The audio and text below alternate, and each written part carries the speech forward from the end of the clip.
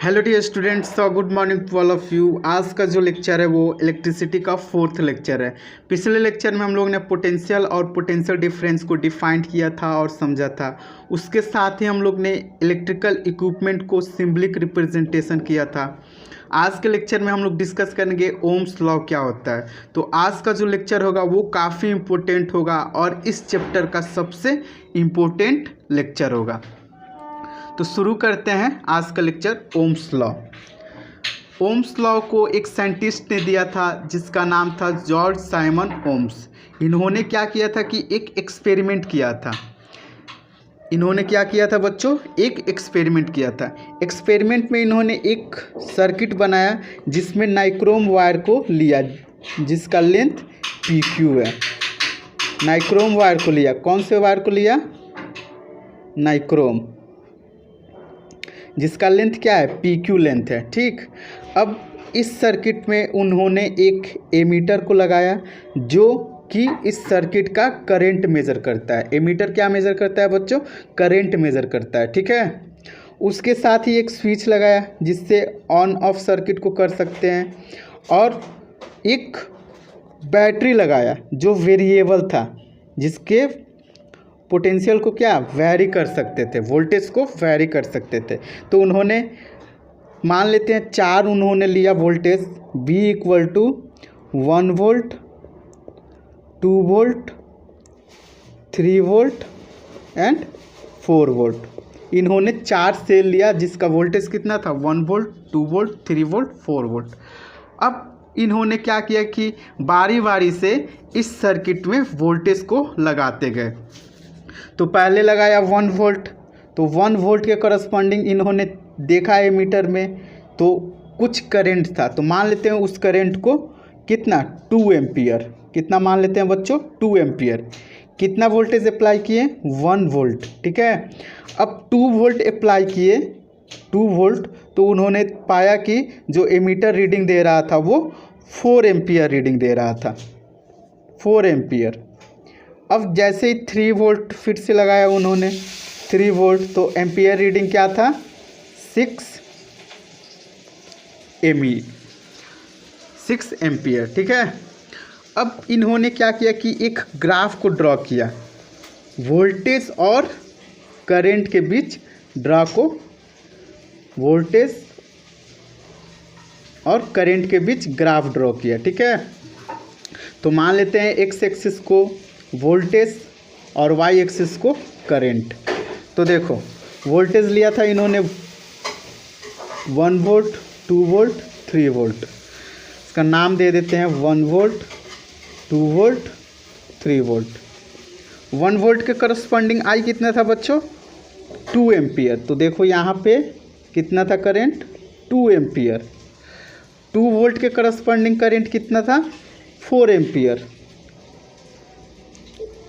4 ampere. और 3 volt के corresponding क्या था? 6 एम्पियर, 6 एम्पियर। अब देखो इसको ग्राफ ड्रॉ करेंगे तो ये इसको आगे बढ़ाएंगे तो ये पॉइंट यहाँ पे मिल रहा है। इसी प्रकार इसको भी ऐसे आगे बढ़ाएंगे और इस पॉइंट को आगे बढ़ाएंगे तो ये यहाँ पे मिलेगा। सिमिलरली इसको भी बढ़ाएंगे और इसको भी बढ़ाएंगे तो ये यहाँ पे मिलेगा। तो जब हम इन तीनों पॉइंट को एक दूसरे से मिलाते हैं तो क्या देखते हैं कि हम स्ट्रेट लाइन फाइंड करते हैं। इसका मतलब यह हुआ कि जब वोल्टेज हम अप्लाई कर रहे थे तो जो करंट था वो डायरेक्टली प्रोपोर्शनल टू वोल्टेज था। मीन्स वोल्टेज बढ़ाएंगे तो करंट बढ़ेगा, वोल्टेज घटाएंगे तो करंट घटेगा। तो इसको कैसे डिफाइन करेंगे बच्चों? ओम्स लॉ को।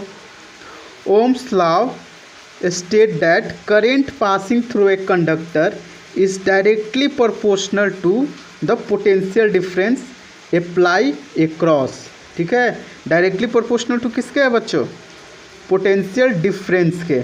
ठीक है, पोटेंशियल डिफरेंस के डायरेक्टली प्रोपोर्शनल है क्या? करंट। अब यहाँ पे एक और चीज़ दिया हुआ है, under the physical condition. Under the physical condition मतलब ये हुआ density temperature remain constant. Wire का जो डेंसिटी था वो क्या था, कांस्टेंट था, और टेम्परेचर भी कांस्टेंट था।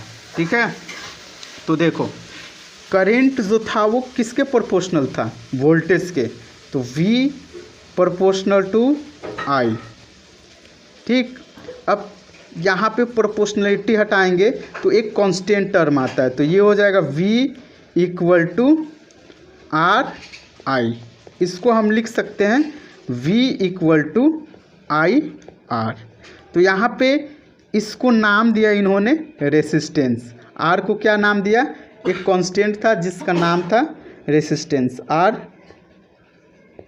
Called resistance. कांस्टेंट को उन्होंने क्या नाम दिया, रेसिस्टेंस नाम दिया।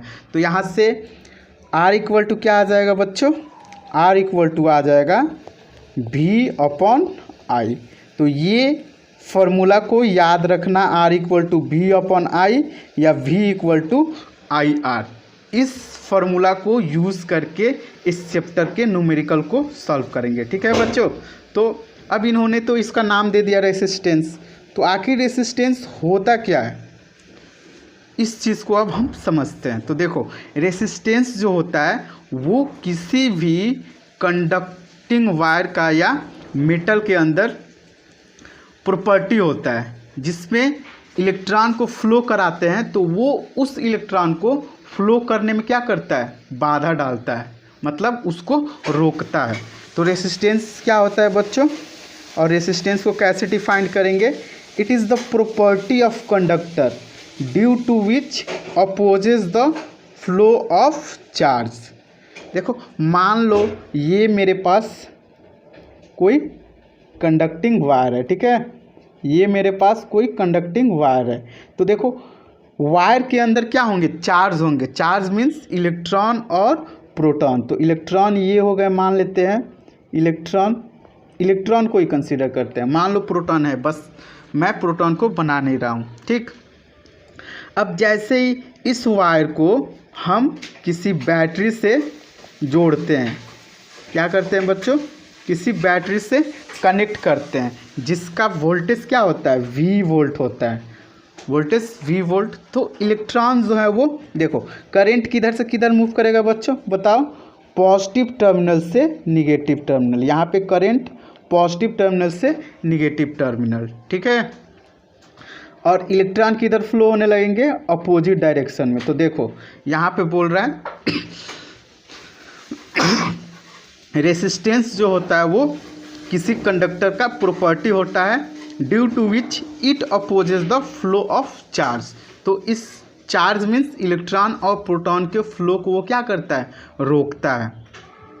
इस सर्किट में भी जब वोल्टेज हम लोग अप्लाई किए हैं तो इसमें करंट वोल्टेज के करस्पॉन्डिंग हम लोग फाइंड किए हैं। तो देखो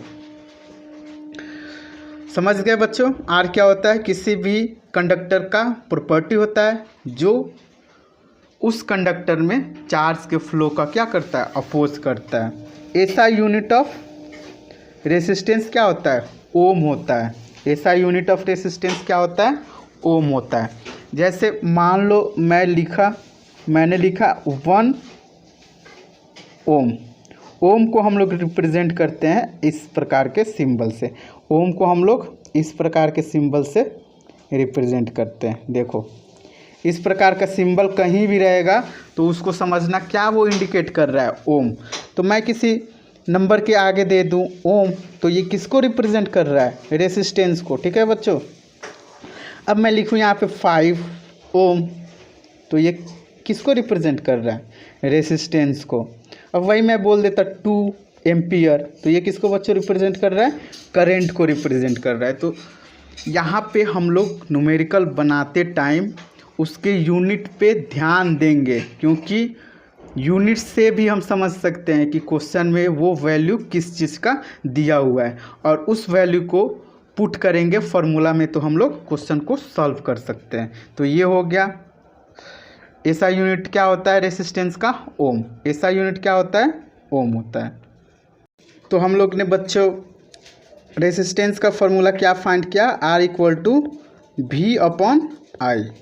ये हमने रेसिस्टेंस का फॉर्मूला फाइंड किया। अब हम लोग डिफाइन करते हैं 1 ओम। तो जैसे हम लोग ने डिफाइन किया था 1 एम्पियर 1 पोटेंशियल को, वैसे ही हम डिफाइन करेंगे 1 ओम को। तो 1 ओम क्या होता है बच्चों? If the potential difference across the two end of A conductor is 1 volt. देखो मान लेते हैं ये हमारे पास कोई कंडक्टर है, ठीक है, कंडक्टर है। इस कंडक्टर से जब हम कितना वोल्टेज सप्लाई करते हैं, 1 वोल्ट सप्लाई करते हैं voltage, 1 volt, and the current through it. अब 1 वोल्ट इसमें से सप्लाई किए हैं, कनेक्ट किए हैं, तो इसमें करेंट जो फ्लो होगा वो कितना होगा? I equal to 1 ampere. यहाँ वोल्टेज कितना था? 1 volt. V equal to 1 volt. तो करेंट उसमें से कितना फ्लो कर रहा था? 1 ampere. Then the resistance R conductor is 1 ohm. तो सिंपली कुछ नहीं करना है, R इक्वल टू हो जाएगा 1 वोल्ट अपॉन 1 एम्पियर। तो वोल्टेज अपॉन एम्पियर को ही क्या बोलते हैं? वोल्टेज अपॉन एम्पियर को ही बोलते हैं 1 ओम, ठीक है। वोल्टेज अपॉन एम्पियर को ही बोलते हैं 1 ओम। जैसे मान लो मैं एक क्वेश्चन देता हूँ, अगर किसी वायर में तुम 2 वोल्ट वोल्टेज अप्लाई करते हो, वोल्टेज इक्वल टू कितना दिया हुआ है? V equal to 2 volt apply करते हो, तो उसमें करेंट फ्लो करता है मान लो 4 एम्पियर। करेंट उसमें कितना फ्लो करता है? 4 एम्पियर। तो रेसिस्टेंस क्या होगा? तो यहाँ पे रेसिस्टेंस पूछा जा रहा है, तो R इक्वल टू फार्मूला क्या है बच्चों? V upon I, V upon I. तो यहाँ पे वोल्टेज कितना दिया हुआ है? 2 वोल्ट। तो चलो V की जगह रखो 2 volt upon I equal to कितना दिया हुआ है? 4 एम्पियर। तो ये हो जाएगा 4 एम्पियर। तो देखो ये कितना हो जाएगा? 0.5। V अपन ए क्या होता है? ओम होता है। तो 0.5 ओम आंसर हो जाएगा। तो बच्चों एक क्वेश्चन को सॉल्व करते हैं। क्वेश्चन दिया हुआ है find the voltage across the wire which has resistance 2 ohm and current through it 5 ampere. तो देखो कोई कंडक्टिंग वायर है जिसमें करंट कितना पास कर रहा है? 5 एम्पियर, और उसका रेसिस्टेंस मान लेते हैं ये वायर हो गया, ठीक है बच्चों, जिसका रेसिस्टेंस कितना दिया हुआ है? 2 ओम दिया हुआ है। अब इस रेसिस्टेंस वायर में से करंट कितना फ्लो हो रहा है? 5 एम्पियर। तो पूछ रहा है वोल्टेज क्या होगा, मतलब इसमें कितना वोल्टेज हम लोग सप्लाई किए हैं। तो इसका वैल्यू फाइंड करने के लिए क्या करेंगे बच्चों? वोल्टेज का वैल्यू पूछ रहा है, तो देखो R इक्वल टू क्या होता है? V upon I. R equal to क्या होता है? V upon I. तो देखो यहाँ पे वैल्यू रख दो। R का वैल्यू कितना दिया हुआ है? R का वैल्यू बताओ कितना दिया हुआ है? 2 ओम इक्वल टू, अब देखो वोल्टेज का वैल्यू हम लोग को फाइंड करना है, तो वोल्टेज को ज्यों के त्यों रहने दो, और करंट कितना दिया हुआ है? 5 एमीटर। तो यहाँ पे वोल्टेज इक्वल टू कितना हो जाएगा? 5 इंटू 2 वोल्ट। तो यहाँ पे कितना आ गया? 10 वोल्ट। तो ये हो गया वोल्टेज। तो देखो formula R equal to V upon I होता है, तो इस फार्मूला में हम लोग क्या देख रहे हैं? 3 ही टर्म दिया हुआ है, पहला रेसिस्टेंस, दूसरा वोल्टेज और तीसरा करंट। तो इन तीनों में से कोई 2 दिया रहेगा और तीसरा फाइंड करने को बोलेगा, तो डायरेक्ट वैल्यू जो दिया रहेगा उसको पुट करना इस फार्मूला में और तीसरा वैल्यू को फाइंड कर लेना। तो यहाँ पर आज का लेक्चर समाप्त होता है।